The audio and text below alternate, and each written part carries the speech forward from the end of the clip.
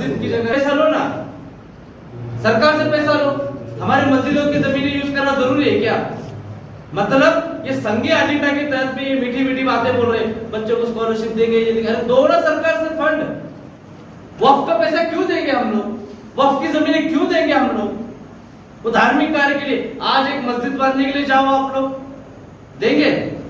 तो जो मस्जिदों की इबादतों के लिए जो जगह है वो इबादतों के लिए आप थोड़ा बहुत करो, नो प्रॉब्लम। अगर कोई चैरिटी है वसति गृह के लिए, हॉस्टल के लिए, वसति गृह बांधो। लेकिन आप बोलेंगे फला मस्जिद की जगह है, 10 गुंठे में मस्जिद है, बाकी 1 एकड़ खाली है, मैं वहां पे कुछ हॉस्पिटल खोल देता हूँ।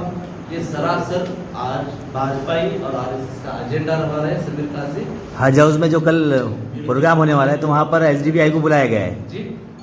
हज हाउस में जब कल प्रोग्राम होने वाला है तो वहाँ पर एसडीबीआई को बुलाया गया आपकी पार्टी को, क्यों बुलाया गया? हमको नहीं बुलाया है। और एक बात बोलना चाहता हूँ, ये प्रोग्राम जो ना अवेयरनेस के लिए नहीं है। इसके पहले महामंडल ने 2 प्रोग्राम लिए, आप गौर कीजिए बात को। एक औरंगाबाद में हुआ और एक मराठवाड़ा विदर्भ में हुआ। 150 से 150-200 लोग आए थे। कितना खर्चा हुआ मालूम? एक प्रोग्राम का महामंडल ने कितना बचाया बताया?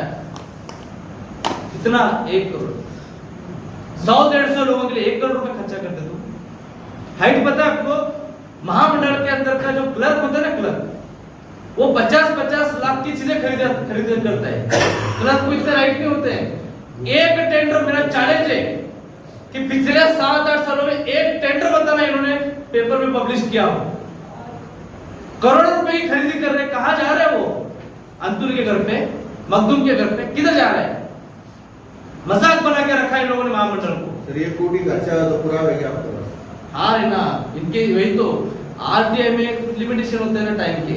हम लोगों ने 18 ऑफिस इनके रेड मारे, जैसे इंस्पेक्शन किया हुआ है। छोड़ेंगे नहीं बिल्कुल, आज डालेंगे, कुछ दिन के लिए टलेगा, लेकिन बख्शेंगे नहीं इंशाल्लाह। महामंडळामध्ये घोटाळे चालतात आणि प्रत्येक जिल्ह्यामध्ये पॉलिटिकल पार्टीचं, पक्षाच्या कार्यकर्त्यांना जिल्हा व्यवस्थापक म्हणून रोजंदारीवरती अपॉइंट केलेलं आहे। आम्ही ज्यावेळेस भ्रष्टाचाराचे प्रकरण उघडकीस आणलं त्यावेळेस महामंडळाने काही जिल्हा व्यवस्थापकाच्या कंत्राटी हे ट्रान्सफर केलेले आहे। म्हणजे यांना हे पण कळत नाहीये की जे कॉन्ट्रॅक्ट वरती असतात त्यांचं ट्रान्सफर होत नसतं, पण त्यांना ते जपून ठेवायचं आहे, कारण भ्रष्टाचाराचे सगळे कसं करायचं काय वगैरे त्यांना कळतं। एनिवे, हे सगळं घडत असताना एक सिस्टमॅटिक पद्धतीने कशा पद्धतीने लूट होत असते याचं आम्ही उदाहरण देणार आहोत। की ज्या पद्धतीने सांगितलं की हे जे लोन प्रकरण आहेत, हे लोन प्रकरण करण्यासाठी 50-60 हजार 70,000 रुपयांची एजंटगिरी चालते आणि याची एजंटगिरी चालते, याचं एक्नॉलेजमेंट जे आहे ते कबुली जबाब यापूर्वीचे जे मंत्री होते भारणे यांनी देखील दिलेला आहे, पण कारवाई झालेली नाहीये। तुम्हाला आता तुमच्या समोर आणायचं एक सॅम्पल केस आम्ही तुमच्या समोर आणत आहोत की कशा पद्धतीने मौलाना आझाद कुणाचा उद्धार करू इच्छिते, कोणता धंदा सुरू करण्यासाठी लोन देते आणि काय करते। तुम्हाला एक फक्त मी एक केस दाखवतोय ज्याच्यामध्ये हे चार्ट आहे, इन्क्रिप्टेड चार्ट आहे आणि याला झालं तर पुरावा म्हणून पण वापरू शकता।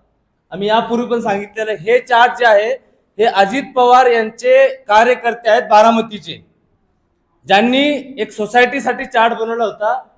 खाली तुम्ही बघू शकता की 27 फरवरीला जो त्यांचा चार्ट आहे कि अपने सोसाइटी के सभासदों के मौलाना आजाद विकास महामंडल के 3 लाख या 5 लाख के लोन करने जा रहे हैं।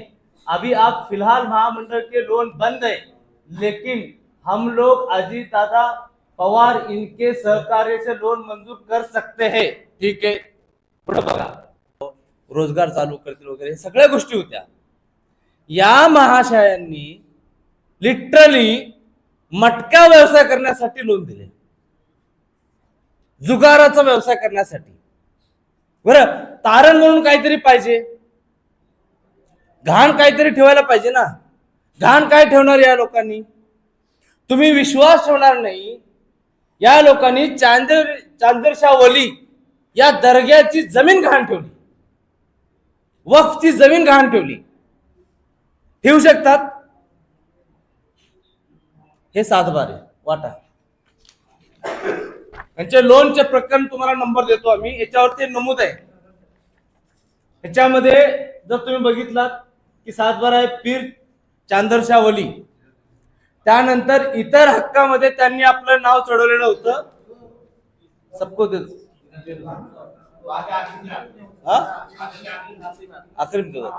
या लोकांनी इथे सांगितलं कन्सोलिडेटेड ऍक्टच्या विरोधात ही नोंद झालेली आहे असं वर नमूद आहे.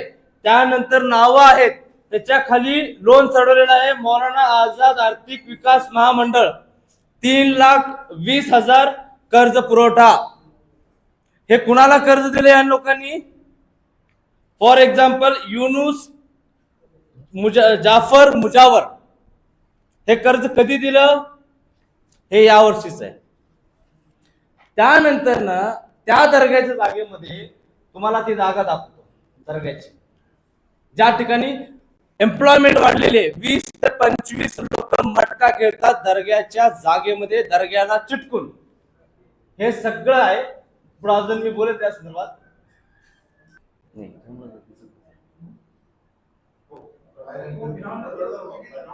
अच्छा एक मिनट रखिए ना उन्होंने वो, और उसके अंदर क्या चल रहा है आप देखिए. 20 से 22 लोगों का एम्प्लॉयमेंट है. ये पूरा मटका है. ये बारामती चांदरशाह वली दरगाह.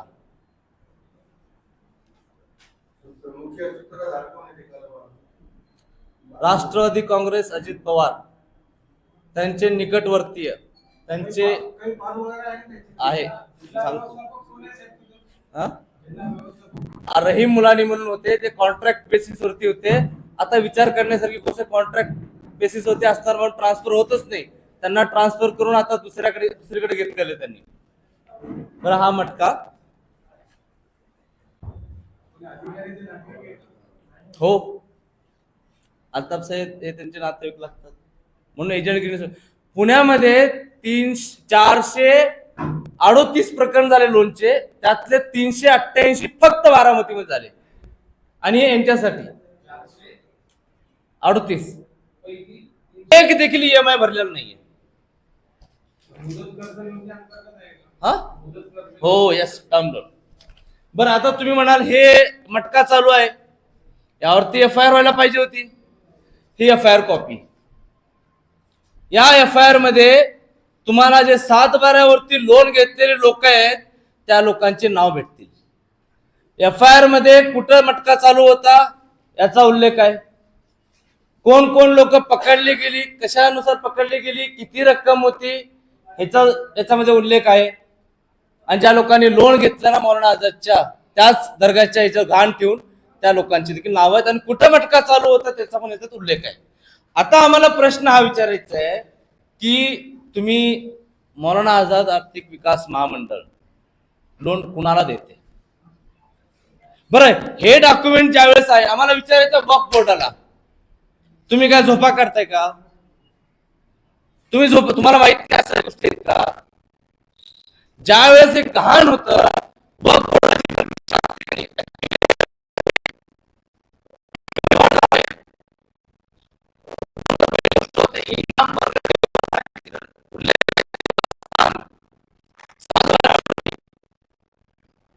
तरी देखील गहाण ठेवण्यात आली.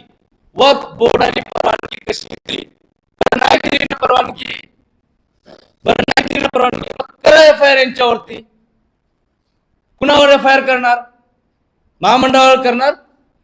प्रॉब्लेम काय माहित आहे का? ह्या लोकांची नाव आहेत ना, मी तुम्हाला अजून एक लिस्ट देणार आहे.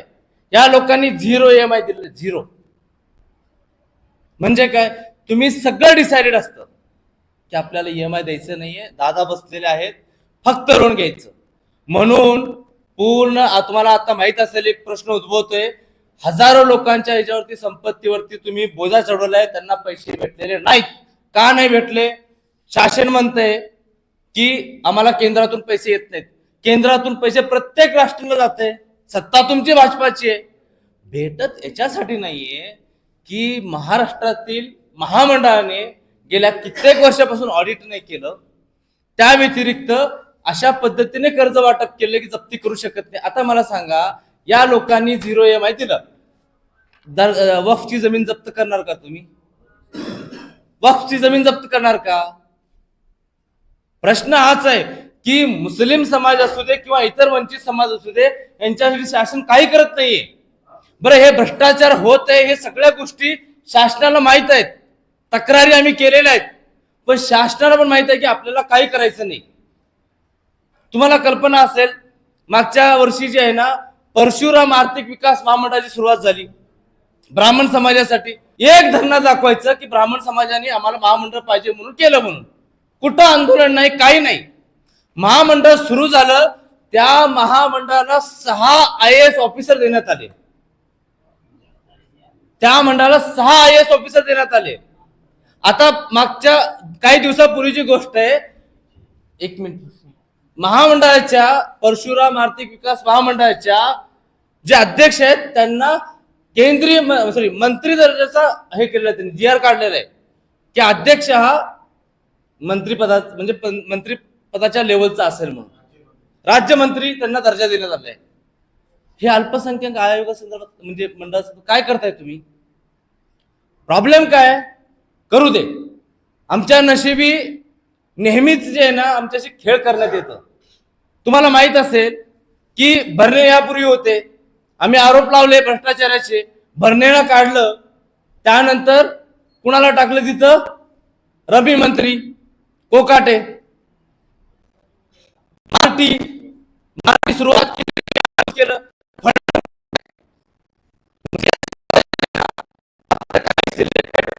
लोकांची साठी आहे असा आमचा आरोप आहे. मोठ्या प्रमाणात भ्रष्टाचार चालू आहे. वक्फच्या संदर्भात हे फक्त आम्ही सॅम्पल दाखवलेले आहे.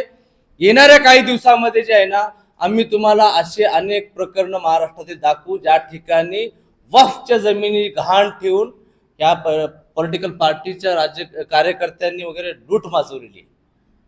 ह्या सगळ्या गोष्टी आहेत. त्या संदर्भात तुमचे काही प्रश्न असतील तर विचारू शकता. अजून पण दुसरे कर्ज 2-2 लोक कर्ज घेतात महामंडळाकडून. एकाच फॅमिलीतले 2-2 लोकांना कर्ज भेटतं. बायकोनी कर्जाच्या एकही देखील EMI भरलेला नाहीये.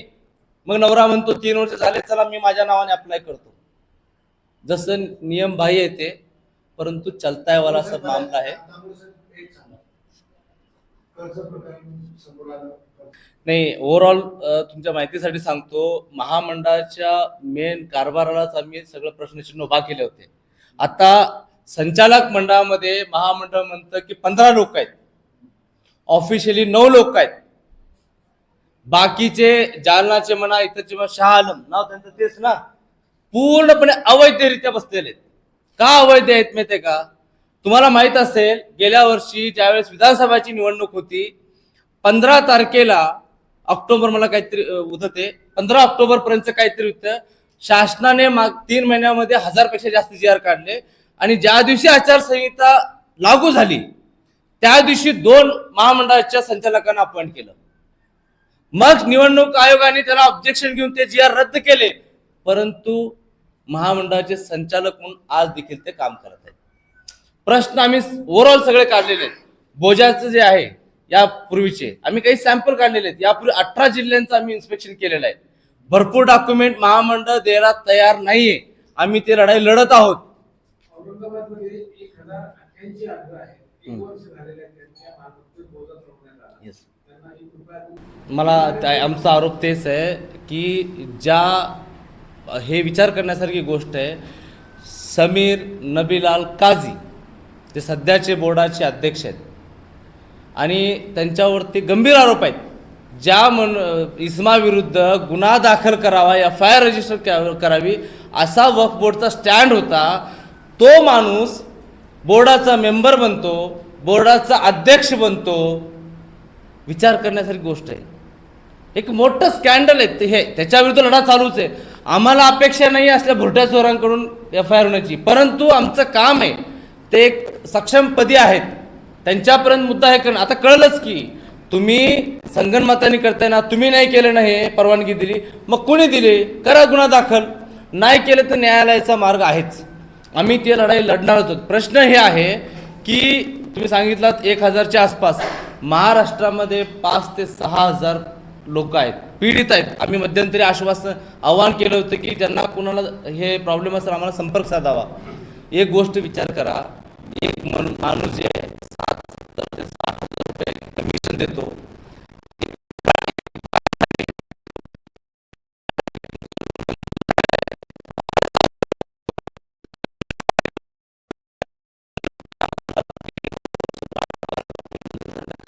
परंतु त्याच ठिकाणी 2025 नंतरनं अप्लाय केलं पॉलिटिकल नेत्यांनी, त्यांच्या कार्यकर्त्यांनी, त्यांना 2025 मध्ये पैसे मिळाले. मग त्या लोकांचा गुन्हा काय? हे ओव्हरऑल जे ना मदत करायची नाहीये, यांना फक्त पिळवणूक करायची आहे. विचार करा, एक माणूस ज्यांनी मदत मिळेल म्हणून त्यांनी कर्ज घेतलं ना 60-70 हजार रुपये, दुकान भाड्याने घेतलं, त्याला मदत तर नाही केली तुम्ही, पार पिळवणूक केली. आमच्याकडे लिटरली तुम्हाला सांगतो काही केस झाले की भाऊ आम्ही फक्त आत्महत्या करणं आता बाकी आहे, कारण आम्ही सावकारी कर्ज घेऊन एजंटला कमिशन दिलं, घर दुकान भाड्याने घेतलं. म्हणजे तुम्ही मदत करू इच्छिता का पिळवणूक करू इच्छिता? जसं शेतकऱ्यांची आत्महत्या होती ना, येणाऱ्या काळामध्ये अशा घटना बघायला भेटण्याची म्हणजे शक्यता आहे. हे प्रकरण एवढं गंभीर आहे. आम्ही यांच्यावरती म्हणजे निर्भर नाही आहे की वक्फ बोर्ड काहीतरी ॲक्शन घेईल किंवा महामंडळ हे करेल, कारण सध्या जे बसलेले अंतुले आहेत या लोकांनी सध्याच्या एक PR टीम पण अपॉइंट केलेली आहे. आणि मला वाटतं उद्या कार्यक्रम आहे ना, दोघं एकत्र येत आहेत.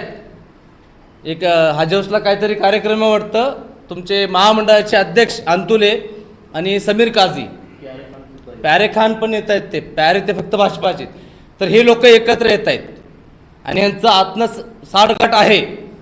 परंतु या प्रश्नावरती बोलण्याची त्यांची हिंमत होत नाही. आम्ही एवढे आरोप लावले, भरणेंनी कबूल केलं, काहीही यांना फरक पडत नाहीये.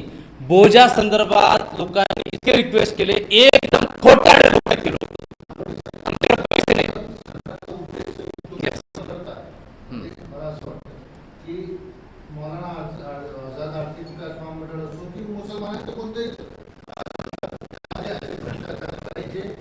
समोर आणायचे आणि त्यांचं अनुदान बंद करून मुसलमानांना बाजूला करायचं, हे त्यांचा धंदा नेहमी चालू आहे. आणि त्याला तुम्ही पुरेपूर तुम्ही पण त्या पद्धतीने मांडणी पण तसंच करताय. हे बंद व्हायला पाहिजे. महामंडळ टोटल वक्फ बोर्ड टोटल सरकारच्या अधिपत्याखाली जायला पाहिजे, अशी तुमची इच्छा आहे का? हे बघा, एक सांगतो तुम्हाला, आज जे आहे ना, म्हणजे ही गोष्ट ज्यावेळेस आम्ही सुरुवातीला भ्रष्टाचाराचे प्रकरण समोर आणले त्यावेळेस याच महामंडळातील जे वरिष्ठ लोक बसलेले आहेत, मग ते MD असो चेअरमन असू दे, यांनी वाया आम्हाला सांगितलं की कशाला करताय तुम्ही, हे महामंडळाचे पैसे बंद पडतील, महामंडळ बंद पडेल, नका न करू तसं. आम्हाला हे म्हणायचं आहे म्हणजे हे आहे की तुम्ही चोरले, तुम्ही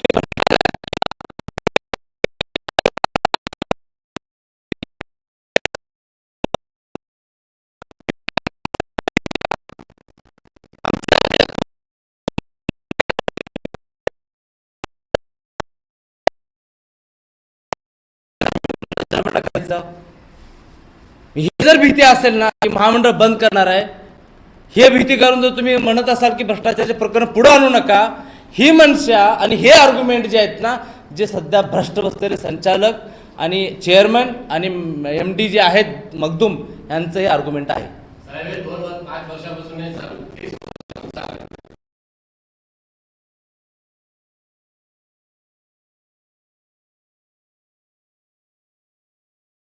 आहे. ते पैसे भेटलं पाहिजे, त्यांचं कर्ज मंजूर आहे ते त्यांना भेटलं पाहिजे, आमची सगळ्यात पहिली प्रायोरिटी आहे. दुसरी गोष्ट आहे, आम्ही सनदशीर मार्गाने ज्या ठिकाणी तक्रार करायला पाहिजे त्या ठिकाणी तक्रार केलेली आहे. एक वेळ दिलेली आहे, तुम्ही करा, नाहीतर मग शेवटी आमचा न्यायालयीन मार्ग आहे. पण त्या अगोदर तुम्हाला जे आहे ना, समाजामध्ये जाऊन जनसामान्यामध्ये तुम्ही जे काही भ्रष्टाचार केलेला आहे ना, त्या संदर्भात या सरकारला नागडं केल्याशिवाय आम्ही राहणार नाही. 9 वर्ष झाले, अजूनपर्यंत ऑडिट झालेलं नाहीये. 9 ते 10 वर्ष झाले. तुम्ही वेबसाईटवरती जावा. हे ऑडिट जर समोर आलं तर ज्यांनी पूर्वी घेतलेले लोन आहे आणि 1ही रुपये भरला नाही अशा लोकांना भरावं लागेल. भरावंच लागेल. माझं तेच म्हणणं आहे. तुम्हाला त्या चार्टमध्ये दाखवतो, अजित पवार आहेत, आपल्याला 1 रुपया द्यायची गरज नाही, तुम्ही मला कमिशन द्या, मी लोन पास करतो, तुम्हाला लिस्ट देतो, हे कुठल्या पक्षाचे कार्यकर्ते आहेत. आणि त्यात पण किती टक्के हे घेतलेलं आहे आणि जो देतो ना एजंट त्याची पण स्वतःची पतसंस्था आहे. हे सगळं सिस्टमॅटिक चालू आहे आणि रिकव्हरी जी आहे ना 15% आहे, दुसरीकडे 90% आहे. न्यायालयात कधी जाणार तुम्ही? नाही, आम्हाला ते सांगितलं तुम्हाला की अजून काही डॉक्युमेंट जे आहेत ना आम्ही RTI मध्ये मागितलेले आहेत ते टाळमटाळ करत आहेत. मॅक्सिमम महिना ते 1.5 महिना फार झालं. यानंतर आम्ही ती लढाई लढू. फक्त न्यायालयीन लढाई नाही आहे, रस्त्यावरती उतरून वक्फ बोर्ड आणि महामंडळ यांना सोडणार नाही. निधी मिळत